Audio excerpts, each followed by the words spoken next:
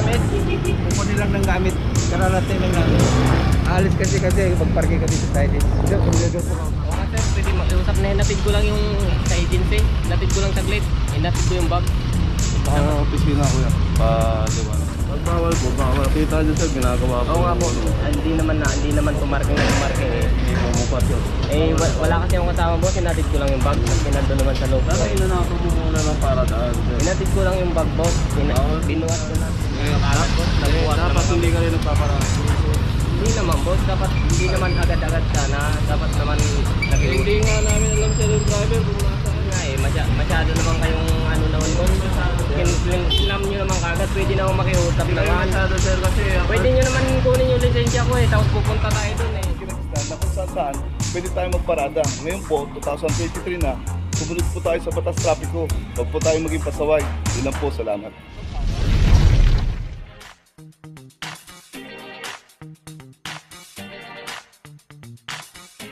Papajo TV!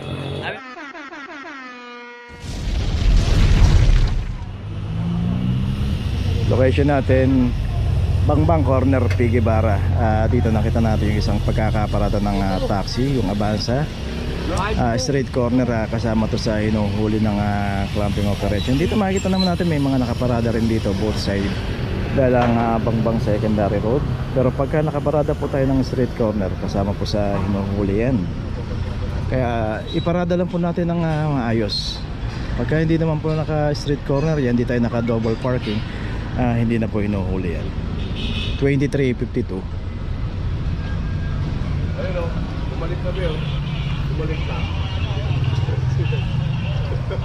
So kita nga natin may mga nakaharap pang mga bakal dito.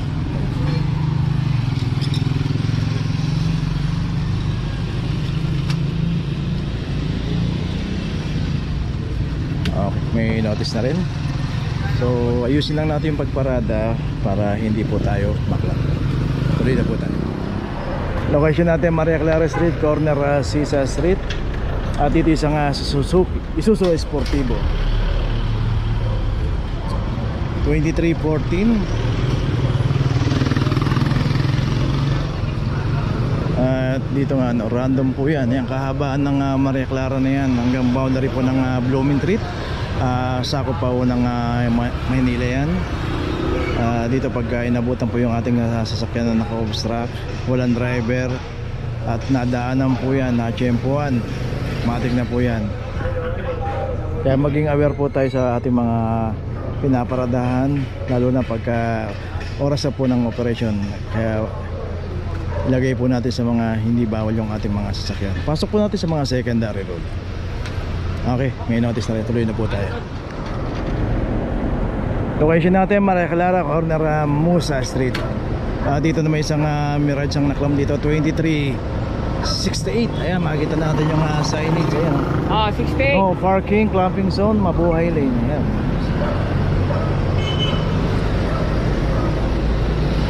So ito na po yung Blooming Street. So di na po tayo pwede tumawid dyan kasi sakop na po ng Quezon City yan. Hanggang dito lang po ang Manila. Kaya maging aware po tayo sa mga pagparada natin. Iwasan po natin pumarada sa mga mabuhay lane. Okay, ito meron na rin notice. Tuloy na po tayo. Kukunin lang ng gamit. Kararating lang namin.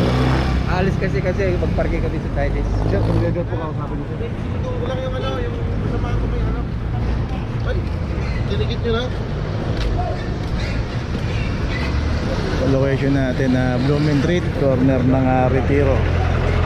Dito isang Duramax 2315. Yun nga sila nakikiusap dito. Di ba dyan lang kami, karga lang namin yung gamit kasi Sir, doon kayo magpaalam sir sa team leader doon sa harapan po ng sasakyan.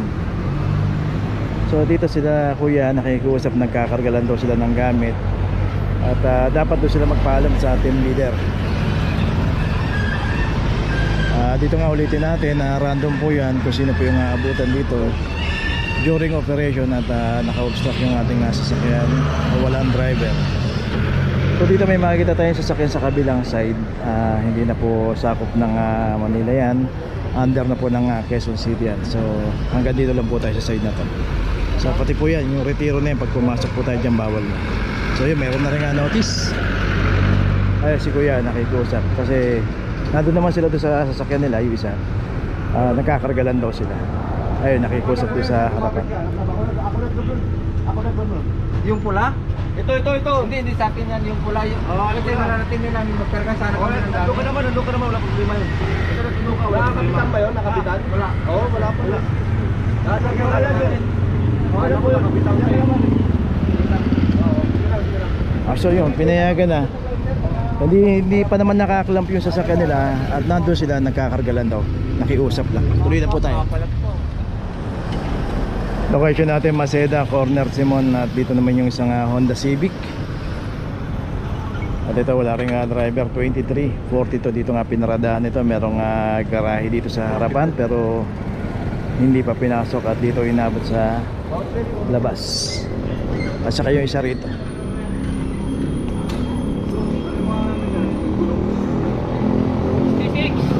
Isang Mustang 2366. So yun nga, araw-araw pumaparada rito.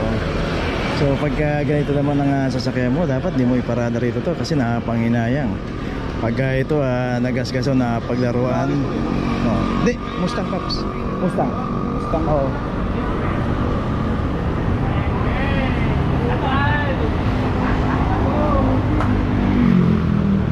So dapat meron tayong garahe talaga na paglalagyan pagka itong mga expensive yung ating mga sasakyan. Huwag po natin basta iiwan dito sa labas. Sayang, napakamahal po ng sasakyan. So dalawa na po yung naklam dito sa Civic at saka itong Mustang. Okay, parehas lang may notice. Tuloy na po tayo. Location natin dapitan Corner Metrica. At dito na may isang Altis ang naklam dito 2369.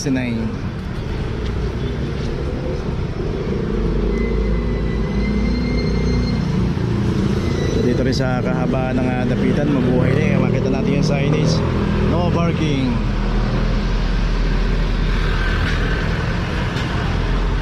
Okay, meron ng notice. Tuloy na po tayo. Location natin Maseda, Corner Dimasalang. Dito nga makikita nga natin yung isang Hyundai rito, naka-hazard pa. Pero ganun pa man, wala pong driver to kaya naklam. 2366. Isang Hyundai Staria. So dito makikita natin na yung signage. Nasa tapat niya yung no parking clamping zone, mabuhay lane. So ang linaw-linaw naman Nagkakit na ako.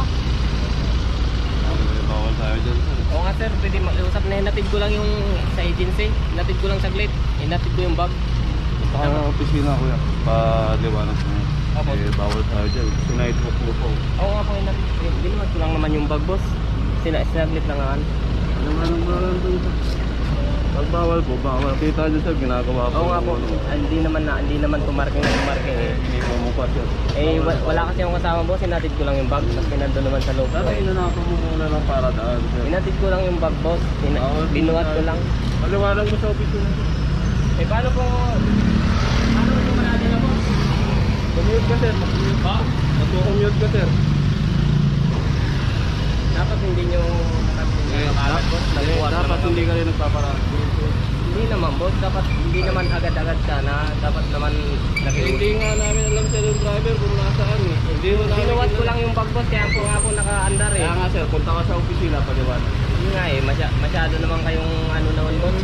Kinlam nyo naman kagad, pwede naman makiusap Hindi kayo naman. masyado sir kasi Pwede nyo naman kunin yung lisensya ko eh, tapos pupunta tayo dun eh.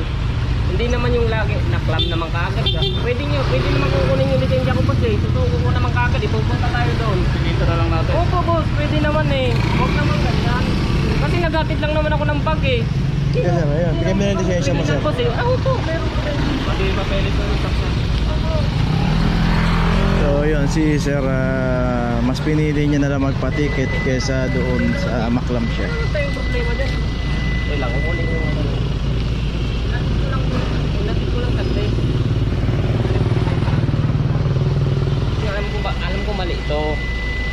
Alam mo pala mali, Opo, sir, sir. Alam ko po mali, boss. Naghatid lang po ako. Hindi naman po ako totally Sige, mag-park tama to, kuya, ha? Opo, boss. Wala namang problema eh. Kahit tinikita niyo sana ako kanina, boss. Wala namang problema. Kahit tayo clam niyo. Wala namang problema, boss. So yun, at titikitan na lang si sir, tapos pagka natikita niya na yung clamp, tatanggalin na lang. Opo, wala. Daan naman pakiusap eh. Diyan mo po, pwede naman po tikitan.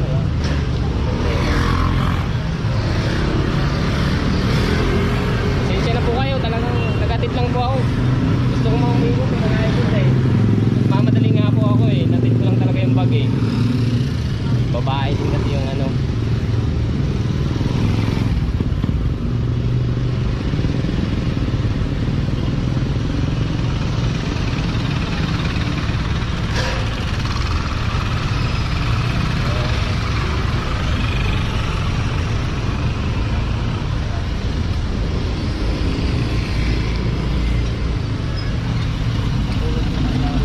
So ito, tinanggal na yung clamp dito. So dito na lang siya magbabayad sa, tutubusin na lang yung lisensya niya. At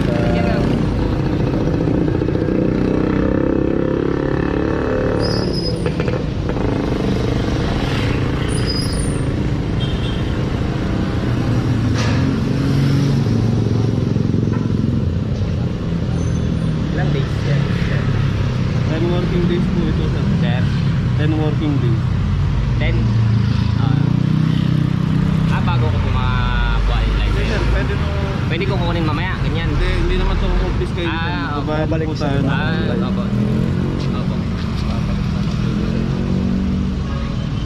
Tensya na po kayo, sir. Oo, kasi na, boy. Pasensya ka na rin. Opo, wala naman po, sir. Okay lang po sa akin doon. Naiintindihan ko naman po. At least, ano lang, makiusap lang po. Hindi naman po ano eh.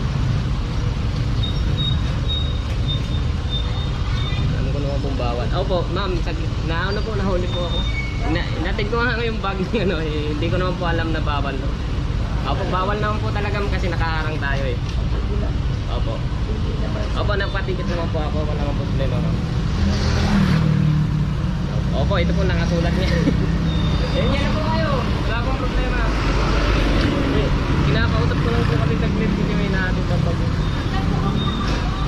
Maganda sana nakahato.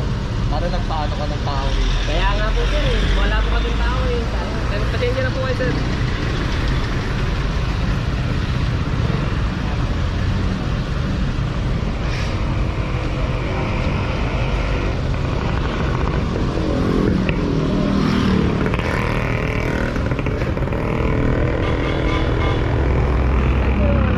Saan po yung tubos yan sir?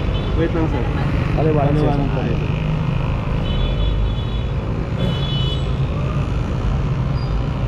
Pirma na lang ako dito. Opo sir. Saan po sir?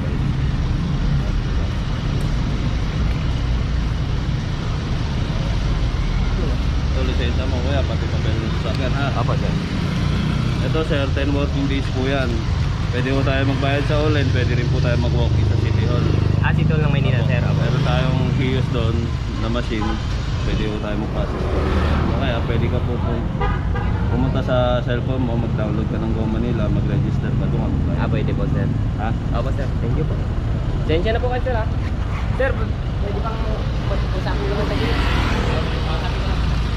So yun, ginawa na rin yung notice Baka doon. madaanan ng magtotowing. Thank you po. So yun, hindi siya nagpa-clamp, mas pinili niya na magpa-ticket. Alang ang ano doon, medyo mas malaki yung magiging penalty niya kaysa nagpa-clamp siya. Pero karapatan niya naman yun kung gusto niya magpa-ticket talaga. Okay, tuloy na po tayo. Okay, nandito na ngayon tayo sa opisina ng clamping sa impounding dito sa Central.